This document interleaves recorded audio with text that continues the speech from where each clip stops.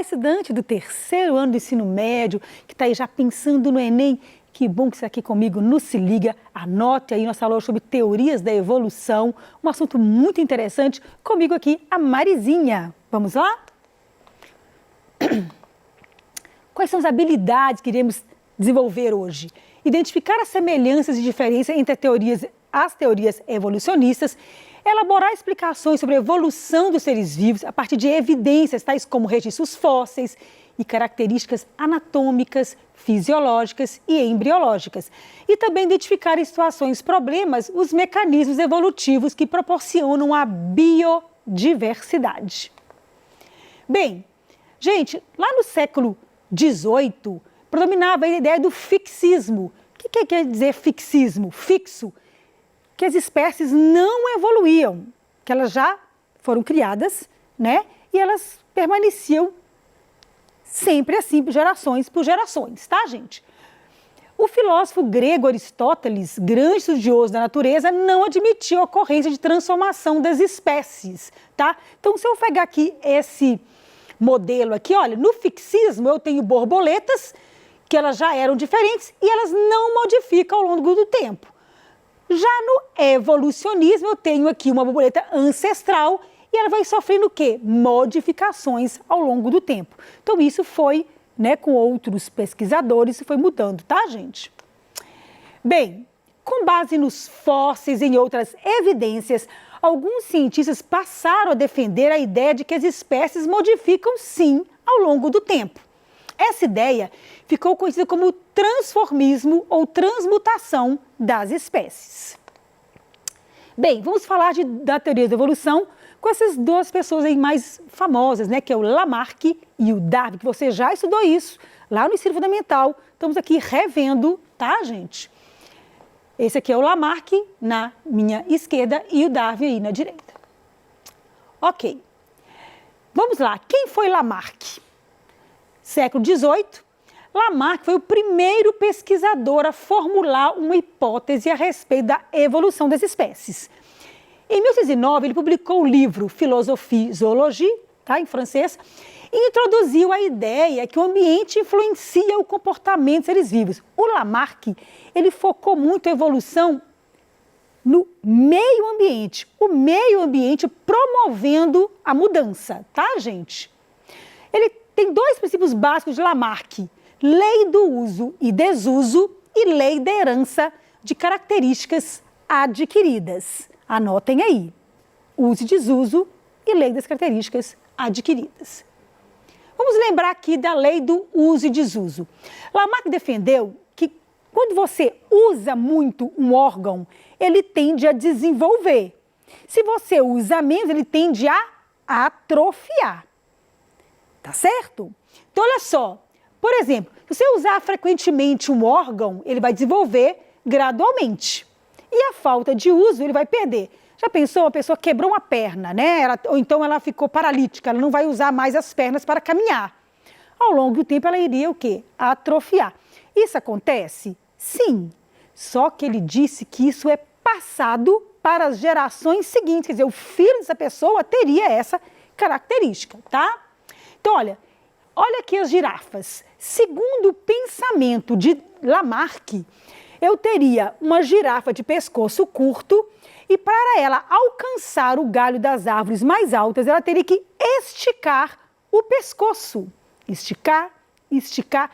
E esse esticar do pescoço faria com que ele crescesse, tá?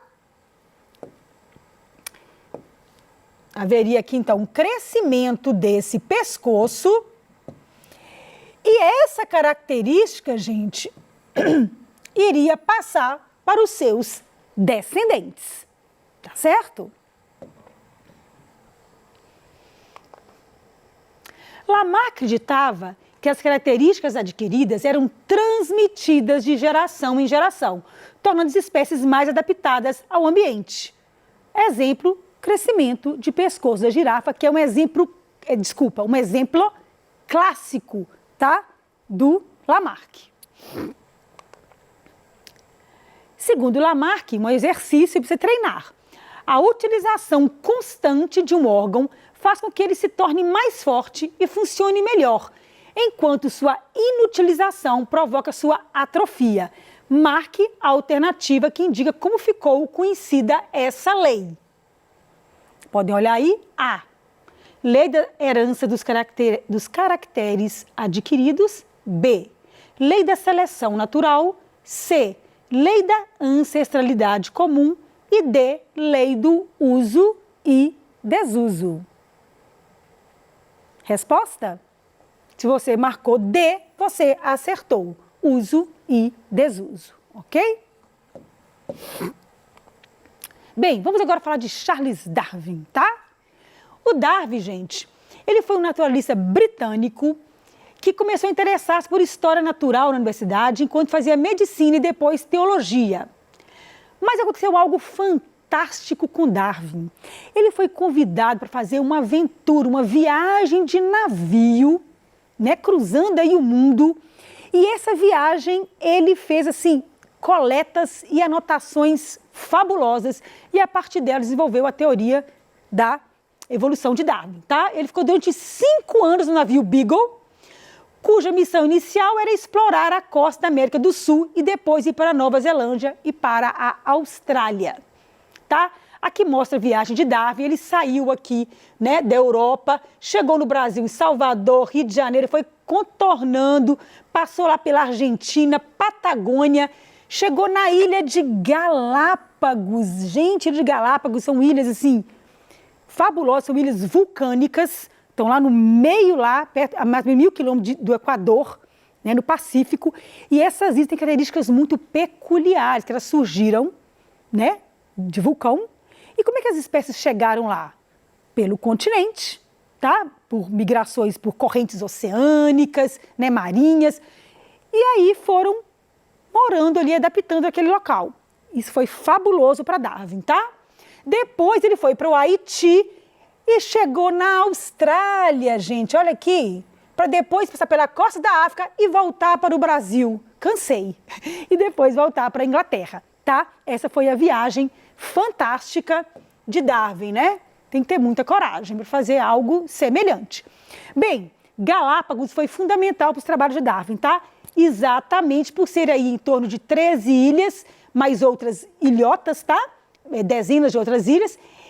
E ele começou então a observar o que acontecia nessas ilhas e percebeu ali uma diversidade muito grande de espécies, tá, gente, nessas ilhas. Ele, por exemplo, observou tartarugas gigantes de Galápagos, tá?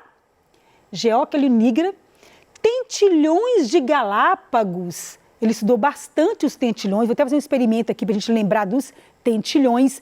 Lá também tinha iguana marinha, diversas espécies, tá?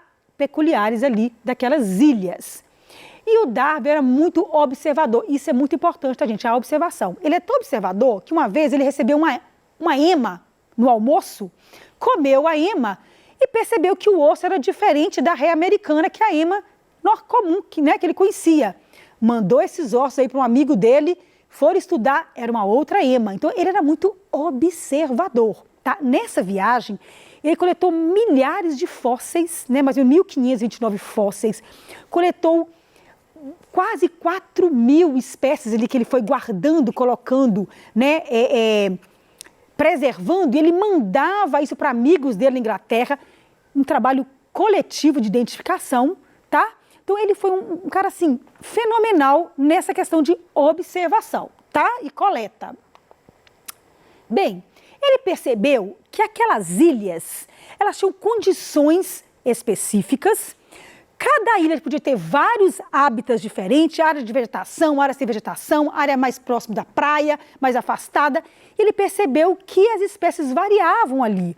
E ele focou muito nos tentilhões, que eram essas aves. O que ele pensou? Olha só, aqui você no Darwin sentado numa tartaruga, tá?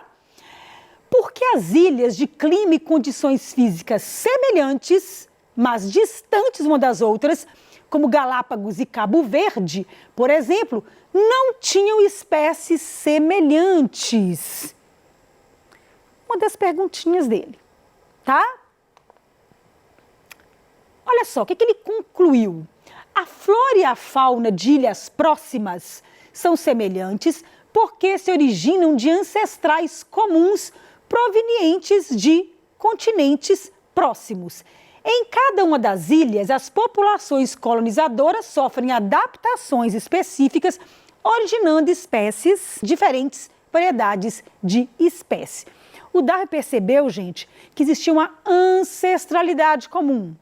Um ancestral comum foi para aquela ilha e a partir do tempo foi acontecendo especiação. Como assim? Para surgir uma espécie diferente. Tem que haver um isolamento geográfico. Ela chega naquela ilha, não sai daquela ilha mais, não se mistura com a espécie original, então teve isolamento geográfico. Ao longo do tempo, ela vai desenvolvendo características adaptativas e ela vai então gerar um isolamento reprodutivo, não vai conseguir mais reproduzir com aquela espécie anterior, daquela população, tá? E aí vai formando então novas espécies.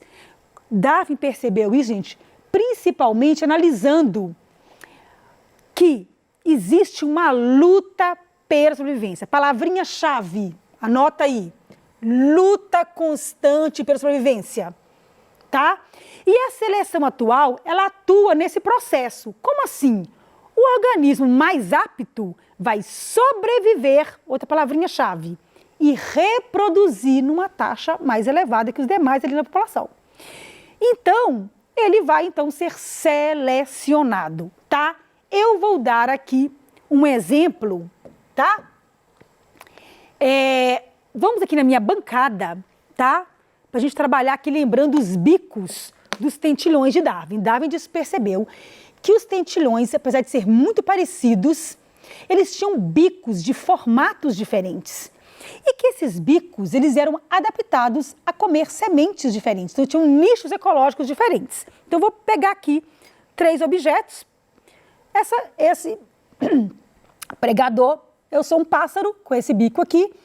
Vou tentar pegar essa semente aqui com esse bico. Não estou tendo sucesso. E essa aqui, sem sucesso. Sem sucesso, sucesso. Quer dizer, então, que esse bico é adaptado a essa semente. Esse bico aqui, tá? Peguei uma pinça, ó, dá para pegar, tá? Mas é um pouquinho mais complicado. Vamos ver o de cá? Opa, peguei fácil, tá? Um pouquinho de dificuldade. Grande dificuldade. Então, esse bico é adaptado a pegar essa semente. Esse aqui com a pontinha, nenhuma delas. Lembra do bico do pica-pau? Ele consegue pegar larvas lá dentro do toco, né? Às vezes um bico muito fininho, ele pode ser um bico que vai ficar ali procurando larvas no toco. Então, o que ele percebeu? Olha, nessa ilha que tivesse uma predominância dessa semente, essa ave com esse bico, ela vai estar mais adaptada, concorda? Então, ela vai sobreviver e reproduzir numa taxa mais elevada que os outros daquela, né, que tem os bicos diferentes. Essa ave aqui, ela pode morrer, ou ela pode migrar, voar e ir para outro hábitat para ela conseguir o alimento, tá certo? Então, de acordo com a disponibilidade de alimento daquela ilha, aquelas espécies mais adaptadas àqueles alimentos iriam sobreviver, tá? Então, dessa forma, ele entendeu, né, que existia uma luta pela sobrevivência, uma competição, e os mais adaptados iriam sobreviver, né? E os não adaptados, ou eles migram, ou eles morrem, tá certo? Interessante. Sendo assim, como que Darwin analisaria a questão do pescoço das girafas lá do Lamarck? Olha só, segundo Darwin, já existiria girafa de pescoço curto e já existiria girafa de pescoço longo. Quer dizer, a variabilidade genética já existia, tá? Mas qual delas que estaria mais adaptada a pegar a comida no galho, no alto da árvore? A de pescoço curto ou a de pescoço longo? A de pescoço longo. Então, essa aqui, ela teve uma característica adaptativa que vai fazer com que ela sobreviva e essa aqui não, tá certo? Então, o Darwin trabalha com a variabilidade, a competição e seleciona o mais apto. Segundo Lamarck, não. Ela era de pescoço curto e foi desenvolvendo, crescendo o pescoço em resposta ao meio ambiente, tá certo?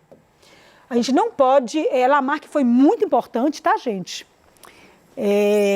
Na teoria da evolução, o trabalho dele foi, né, pioneiro, tá certo? E hoje a gente tem a epigenética, anota aí no caderninho, epigenética, que aí mostra que o meio ambiente pode se influenciar aí os genes serem ativos. Anota aí, epigenética e dê uma lidinha, tá? Ok.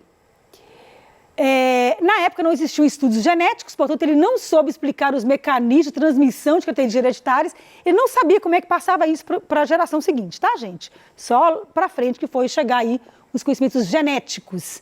Nós sabemos hoje que tem aí os genes, né, que vão passar essas características para frente, pelo DNA, tá? A seleção natural é um processo lento e gradual, tá, gente? É devagar, são diversas gerações, tá certo? É o acaso também, ok? E a gente trabalha isso na população, tá? Lembrando, gente, que Darwin não fez isso sozinho, tá, gente? O Wallace fez um trabalho separadamente, chegou às mesmas conclusões, mandou esse trabalho para Darwin. Darwin falou, o que eu pensei estava certo, né? Só que o Darwin que publicou, né, o livro A Teoria A Origem das Espécies, tá certo? Em acho que é 1859. Então ficou aí com Darwin como quem publicou a teoria da evolução, tá? Mas o Wallace aí fez um trabalho fantástico, semelhante ao de Darwin. Ele também se inspirou em Thomas Malthus, né? Que falava aí que a população cresce em ritmo geométrico, mas o alimento em ritmo aritmético. Então ia faltar alimento à população. E aí teria que ter uma luta pela sobrevivência. Então ele inspirou também no Thomas Malthus. E o que é neodarwinismo? Neodarwinismo é aí a teoria de Darwin, mas já com as descobertas da genética. A gente já sabe que tem os genes, que eles passam, né, para os filhos, como que é essa transmissão da característica hereditária. Sabemos que tem mutação. Então eu chamo de neodarwinismo, quando eu junto as ideias evolucionistas de Darwin com as ideias aí da genética, ok? Para finalizar, uma frase. O urso polar é branco porque vive na neve. E B, o urso polar vive na neve porque é branco. Qual que é de Darwin, qual que é de Lamarck? Vamos ver. Respectivamente. O urso polar é branco porque vive na neve, quer dizer que o meio ambiente fez ele ficar branco. Seria o quê, gente? Lamarck. Agora, e Darwin? O urso polar vive na neve porque ele é branco, ele se adaptou ali. Se não adaptasse, ele podia migrar. Darwin. Questão A. Espero que tenham gostado dessa aula. Um grande abraço para vocês e mande pergunta para mim no Se Liga. Estou te esperando. Um grande beijo da Marizinha.